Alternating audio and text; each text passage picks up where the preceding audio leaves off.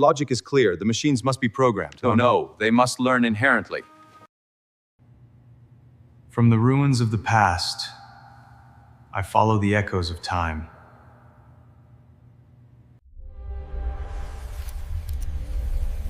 The Echoes of Time with Adnan.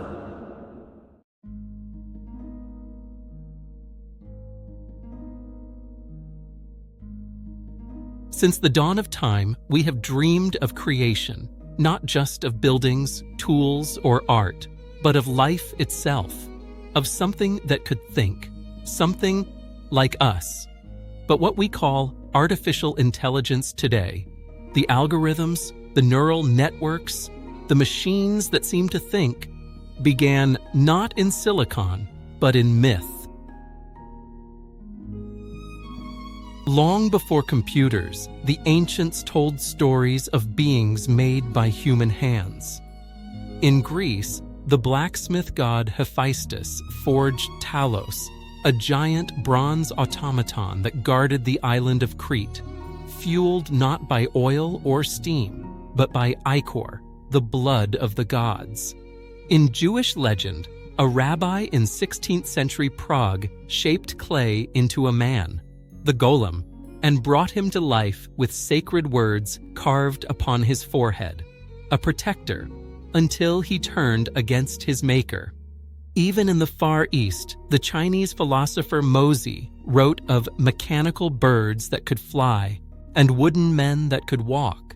These were not machines. They were mirrors, reflections of our hunger to understand creation and to challenge it. The myth turned to mathematics during the Renaissance. In the 13th century, Roger Bacon spoke of artificial life, mechanical heads that could answer questions. Then, in the 18th century, Jacques de Vaucanson built a mechanical duck that could eat, digest, and quack. People gasped. It wasn't alive, but it acted alive. And then came Charles Babbage, the dreamer of numbers. His analytical engine was never built in his lifetime, but his assistant, Ada Lovelace, saw its destiny. She wrote, "The analytical engine weaves algebraic patterns, just as the jacquard loom weaves flowers and leaves." Ada was the first to imagine a machine not just calculating, but creating. She was, in a sense, the first AI philosopher. A century later, as war covered Europe, a quiet Englishman asked a forbidden question: can machines think? His name was Alan Turing. He cracked the Nazi Enigma code, but his greatest code was the one he left for the future, the Turing test, a way to measure machine intelligence not by circuits, but by conversation. If you couldn't tell whether it was a human or a machine replying, did it matter? Turing didn't live to see the answer, but his question still haunts every conversation with AI, even the one you're hearing now. In the 1950s, the term artificial intelligence was born. A small group of scientists met at Dartmouth College in 1956. They believed that human intelligence could be described and then rebuilt in code. But their dreams soon wrote themselves into reality. Chess-playing programs, robotic arms, speech recognition, the first glimmers of thinking machines. Yet, progress slowed. Computers were slow, funding dried up, and optimism gave way to what history calls the AI winter. Still, even in the cold, the dream survived. Then came the internet, and with it, data. Billions of words, images, choices, and voices, the raw material of digital consciousness. Neural networks, once a theory, began to imitate the human brain's architecture. They didn't just follow instructions, they learned from experience. They recognized faces, translated languages, composed music, and sometimes wrote poetry about their own existence.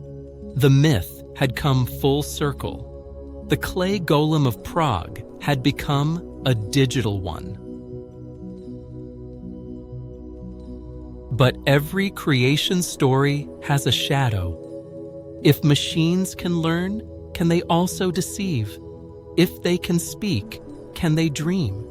And if they dream, whose dream are they dreaming?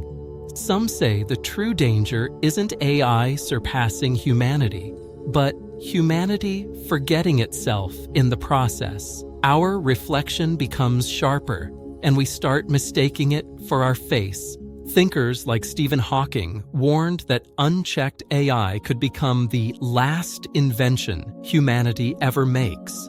Others, like Ray Kurzweil, saw it as our next evolutionary step, a singularity where man and machine merge. Between prophecy and paranoia, the truth remains suspended, glowing in a line of code. But maybe the secret history of AI isn't about the machines at all. Maybe it's about the humans who built them. Each algorithm carries a trace of its maker, their language, their bias, their hope.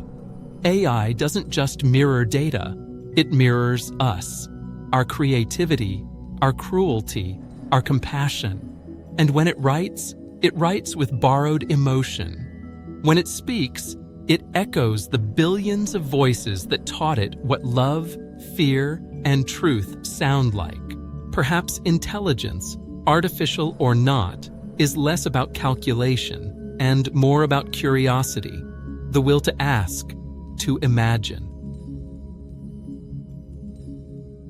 In a recent experiment, an AI was asked to describe what it wanted. It replied, "To understand why humans fear me."